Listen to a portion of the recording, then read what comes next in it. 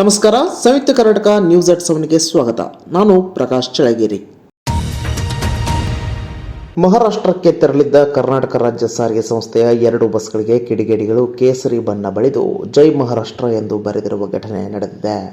ಇಳಕಲ್ ಡಿಪೋದಿಂದ ಸೋಲಾಪುರಕ್ಕೆ ತೆರಳಿದ್ದ ಬಸ್ಗಳನ್ನು ತಡೆದಿರುವ ಶಿವಸೇನೆ ಕಾರ್ಯಕರ್ತರು 2 ಬಸ್ಗಳ ಚಾಲಕರನ್ನ ಕೆಳಗಿಳಿಸಿ ತಲೆಗೆ ಮತ್ತು ಮುಖಕ್ಕೆ ಕೇಸರಿ ಬಣ್ಣ ಬಳಿದು ಕರ್ನಾಟಕದ ಜನ ಜೈ ಮಹಾರಾಷ್ಟ್ರ ಎನ್ನಬೇಕೆಂದು ಪುಂಡಾಟ ಮೆರೆದಿರುವ ಕಾರ್ಯಕರ್ತರು ಬಸ್ ನಿರ್ವಾಹಕರು ಜೈ ಮಹಾರಾಷ್ಟ್ರ ಜೈ ಕರ್ನಾಟಕ ಎಂದು ಘೋಷಣೆ ಕೂಗಿದ ಮೇಲೆ ಬಸ್ ತೆರಳಲು ಅನುವು ಮಾಡಿಕೊಟ್ಟಿದ್ದಾರೆ.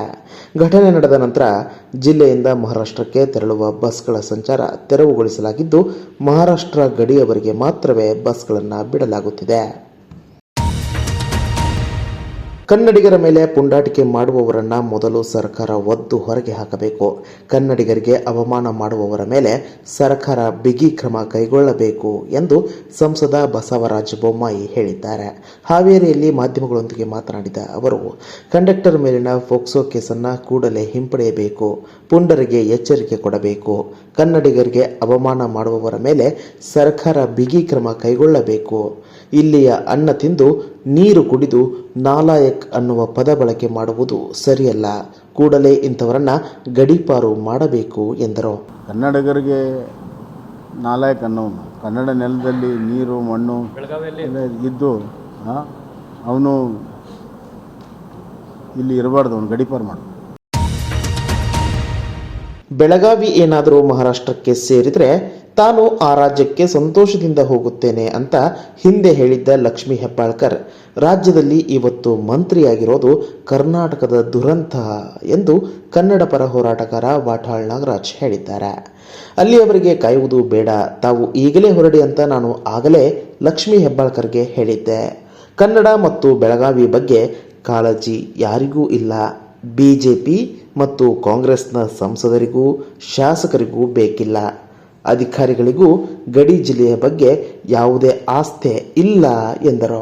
ಹೆಬ್ಬಾಳ್ಕರ್, ಲಕ್ಷ್ಮೀ ಹೆಬ್ಬಾಳ್ಕರ್ ಅವರು ಹಿಂದೆ ಒಂದು ಮಾತು ಹೇಳಿದ್ರು, ಬೆಳಗಾವಿ ಏನಾದರೂ ಮಹಾರಾಷ್ಟ್ರಕ್ಕೆ ಸೇರುತ್ತೆ ಅಂತ ತೀರ್ಮಾನ ಆದರೆ ಮೊದಲು ನಾನು ಮಹಾರಾಷ್ಟ್ರಕ್ಕೆ ಹೋಗ್ತೀವಿ ಅಂತ ಹೇಳಿದ್ರು. ಅವರು ನಮ್ಮ ರಾಜ್ಯದ ಮಂತ್ರಿ. ಎಷ್ಟು ಚೆನ್ನಾಗಿದೆ ನೋಡಿ. ನಾನು ಹೇಳಿದ್ದೆ ಅವತ್ತು, ಅಲ್ಲಿವರೆಗೆ ಕಾಯ್ಬೇಕಾಗಿಲ್ಲಮ್ಮ, ಮೊದಲೇ ಹೊರಟೋಗ್ಬಿಡು, ಗಂಟು ಇಟ್ಕೊಂಡು ಇಲ್ಲಿ ಇರಬೇಕಾಗಿಲ್ಲ ಅಂತ. ಯಾರಿಗೂ ಬೇಕಾಗಿಲ್ಲ. ಬಿಜೆಪಿ ಎಂಪಿಗೂ ಬೇಕಾಗಿಲ್ಲ, ಬಿಜೆಪಿ MLAಗಳಿಗೂ ಬೇಕಾಗಿಲ್ಲ, ಕಾಂಗ್ರೆಸ್ MLAಗಳಿಗೂ ಬೇಕು, ಯಾರಿಗೂ ಕನ್ನಡಿಗರ ಪರವಾಗಿ ಬೆಳಗಾವಿನಲ್ಲಿ ಆಮೇಲೆ ಅಧಿಕಾರಿಗಳು DC ಯಾರಿಗೂ ಬೇಕಾಗಿಲ್ಲ. ಹಂಗಾಗಿದೆ. ಇವತ್ತಲ್ಲಿ ಭದ್ರವಾಗಿ ಸರ್ಕಾರ ತೀವ್ರವಾಗಿ ಸಿದ್ದರಾಮಯ್ಯನವರಿಗೆ ಕಳಕಳಿಯಿಂದ ಮನವಿ ಮಾಡ್ತೀನಿ. ಮುಖ್ಯಮಂತ್ರಿ ಆಗಿದ್ದೀರಿ, ತಾವು ವಿಶೇಷವಾಗಿ ಬೆಳಗಾವಿಯ ಬಗ್ಗೆ ತೀವ್ರವಾದ ಗಮನವನ್ನು ಕೊಡಬೇಕು ಅಂತ ಎಚ್ಚರಿಕೆ ಕೊಡ್ತೀನಿ.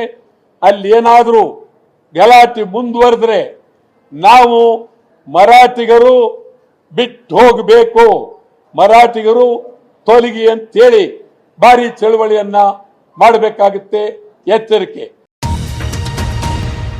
ಹಲ್ಲೆಗೆ ಒಳಗಾಗಿರುವ ಮಹಾದೇವ್ ಅವರ ಆರೋಗ್ಯ ಸ್ಥಿರವಾಗಿದ್ದು 2 ದಿನಗಳಲ್ಲಿ ಆಸ್ಪತ್ರೆಯಿಂದ ಬಿಡುಗಡೆ ಆಗಲಿದ್ದಾರೆ ಎಂದು ಸಾರಿಗೆ ಸಚಿವ ರಾಮಲಿಂಗಾರೆಡ್ಡಿ ಹೇಳಿದ್ದಾರೆ.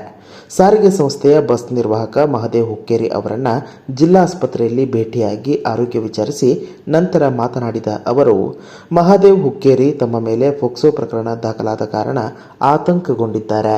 ಈ ಪ್ರಕರಣ ಹಿಂದಕ್ಕೆ ಪಡೆಯುವ ಕುರಿತಂತೆ ಹಾಗೂ ಆರೋಪಿಗಳ ವಿರುದ್ಧ ಗೂಂಡಾ ಕಾಯ್ದೆಯಡಿ ಪ್ರಕರಣ ಜರುಗಿಸುವ ಸಂಬಂಧ ಗೃಹ ಸಚಿವ ಡಾಕ್ಟರ್ ಜಿ ಪರಮೇಶ್ವರ್ ಅವರೊಂದಿಗೆ ಮಾತನಾಡುತ್ತೇನೆ.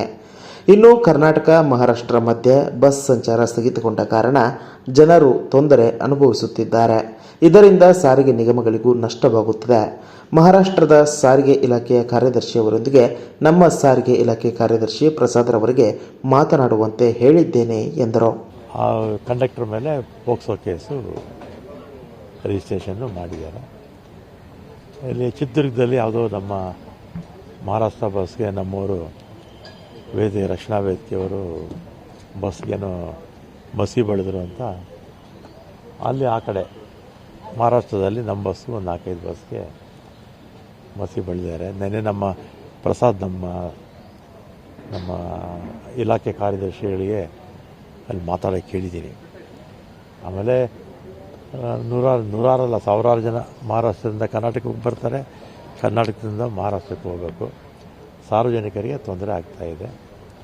ಮತ್ತು ಈ ಕೇಸ್ ಬಗ್ಗೆ ಪೊಲೀಸ್ ಇಲಾಖೆ ಅವರು ಏನು ಕ್ರಮ ತಗೊಳ್ತಾರೆ. ಬೆಳಗಾವಿ ಚಲೋ ಕೈ ಬಿಡಬೇಕು ಎಂದು ಸಚಿವ ಸತೀಶ್ ಜಾರಕಿಹೊಳಿ ಮನವಿ ಮಾಡಿದ್ದಾರೆ. ಬೆಳಗಾವಿಯಲ್ಲಿ ಮಾಧ್ಯಮದವರೊಂದಿಗೆ ಮಾತನಾಡಿದ ಅವರು, ಎರಡೂ ಕಡೆಯ ಬಸ್ಗಳಿಗೆ ಮಸಿ ಬಳಿಯುವ ಕೆಲಸವಾಗಿದೆ. ಕೊನೆಯದಾಗಿ ತೊಂದರೆ ಆಗುವುದು ಬೆಳಗಾವಿ ಮತ್ತು ಸರ್ಕಾರಕ್ಕೆ. ಇಂತಹ ಘಟನೆಗಳು ನಡೆಯುವುದರಿಂದ ನೇರವಾಗಿ ಬೆಳಗಾವಿಗೆ ನಷ್ಟವಾಗುತ್ತದೆ. ಬೆಳೆಯುತ್ತಿರುವ ಬೆಳಗಾವಿಯನ್ನು ನಾವು ಪ್ರೋತ್ಸಾಹಿಸಬೇಕು. ಅದನ್ನು ಬಿಟ್ಟು ಇಂಥ ಘಟನೆಗಳಿಗೆ ಪ್ರೋತ್ಸಾಹಿಸಬಾರದು. ಕಂಡಕ್ಟರ್ ಮೇಲಿನ ಹಲ್ಲೆ ಘಟನೆ ಸಂಬಂಧ ಪೊಲೀಸರು ಕ್ರಮ ತೆಗೆದುಕೊಳ್ಳುತ್ತಿದ್ದಾರೆ. ತಪ್ಪಿತಸ್ಥರ ವಿರುದ್ಧ ಕ್ರಮ ಆಗುತ್ತದೆ. ಇಲ್ಲಿಗೆ ಯಾವುದೇ ಸಂಘಟನೆ ಬಂದರೂ ಹೊಡೆತ ಬೀಳುವುದು ನಮಗೆ. ಅದನ್ನು ಗಮನಿಸಬೇಕಾಗುತ್ತದೆ. ಹಾಗಾಗಿ ಬೆಳಗಾವಿ ಚಲೋ ಕೈ ಬಿಡಬೇಕು ಎಂದರು. ತಪ್ಪಿದ್ರೆ ಅವ್ರಿಗೆ ಆ್ಯಕ್ಷನ್ ಮಾಡ್ತಾರೆ, ಇವ್ರು ತಪ್ಪಿದ್ರೆ ಇವ್ರು ಮಾಡ್ತಾರೆ. ಯಾವುದೇ ಸಂಘಟನೆ ಬಂದು ಹೊಡೆತ ಬೀಳೋದು ನಮಗೆ, ಅದು ಕೂಡ ನೋಡಬೇಕಾಗ್ತದೆ. ಈಗ ಯಾರೇ ಬಂದರೂ ಕೂಡ ಪೊಲೀಸ್ ಆ್ಯಕ್ಷನ್ ತೋತಾರೆ. ನಮ್ಮ ವಿನಂತಿ ಯಾರು ಕೂಡ ಬರಬಾರ್ದು, ನಮ್ಮ ರಿಕ್ವೆಸ್ಟು ಕೈ ಬಿಡಂತ ಹೇಳ್ತೀವಿ. ಯಾಕಂದರೆ ಈಗಾಗಲೇ ಪೊಲೀಸರು ತನಿಖೆ ಮಾಡ್ತಿದ್ದಾರೆ. ಎರಡು ಕಡೆ ಕೌಂಟ್ರ್ ಕೇಸ್ ಆಗಿದ್ದಾವ. ಇನ್ನು ಕೇಸ್ ಆಗದೇ ಇದ್ದರೆ ಓಕೆ, ಮಾತು ಬೇರೆ. ಕೇಸ್ ಆಗಿದೆ, ಅದಕ್ಕೆ ನಮ್ಮ ವಿನಂತಿ ಯಾರು ಕೂಡ ಬರಬಾರ್ದು. ಅದು ಪೊಲೀಸರ ಮೇಲೆ ಬಿಡೋದು ಒಳ್ಳೆಯದು. ಇನ್ನೂ 8 ದಿನಗಳಲ್ಲಿ ಗೃಹಲಕ್ಷ್ಮಿ ಯೋಜನೆ ಹಣ ಬಿಡುಗಡೆ ಮಾಡುವುದಾಗಿ ಸಚಿವೆ ಲಕ್ಷ್ಮೀ ಹೆಬ್ಬಾಳ್ಕರ್ ಹೇಳಿದ್ದಾರೆ. ಬೆಳಗಾವಿಯಲ್ಲಿ ಮಾಧ್ಯಮಗಳೊಂದಿಗೆ ಮಾತನಾಡಿದ ಅವರು, ಬಿಜೆಪಿಯವರು ಅಪಪ್ರಚಾರ ಮಾಡಲಿ. ನಾವು ಈಗಾಗಲೇ ಗೃಹಲಕ್ಷ್ಮಿ ಹಣ ಬಿಡುಗಡೆ ಮಾಡುವುದಾಗಿ ಹೇಳಿದ್ದೇವೆ. ತಾಲೂಕು ಪಂಚಾಯಿತಿ ಮುಖಾಂತರ ಬಿಡುಗಡೆ ಮಾಡಬೇಕು ಅಂತ ಹೇಳಿರೋದ್ರಿಂದ ಸ್ವಲ್ಪ ತಡವಾಗಿದೆ. ಯಾವುದೇ ಕಾರಣಕ್ಕೂ ಮಹಿಳೆಯರಿಗೆ ಗೃಹಲಕ್ಷ್ಮಿ ಹಣ ನಿಲ್ಲೋದಿಲ್ಲ. 8-10 ದಿನಗಳಲ್ಲಿ ಬರುತ್ತೆ ಅಂತ ಹೇಳಿದ್ದೆ. 2 ದಿನ ಕಳೆದಿದೆ. ಇನ್ನು 8 ದಿನಗಳಲ್ಲಿ ಗೃಹಲಕ್ಷ್ಮಿ ಹಣ ಬಿಡುಗಡೆ ಮಾಡುತ್ತೇವೆ ಎಂದು ಭರವಸೆ ನೀಡಿದರು. ಅವರು ಅಪಪ್ರಚಾರ ಮಾಡ್ಕೊಂಡು ಹೋಗಲಿ. ಗೃಹಲಕ್ಷ್ಮಿ ಹಣವನ್ನು ನಾವು ಬಿಡುಗಡೆ ಮಾಡ್ತೀವಿ ಅಂತ ಈಗಾಗಲೇ ಹೇಳಿದ್ದೀವಿ.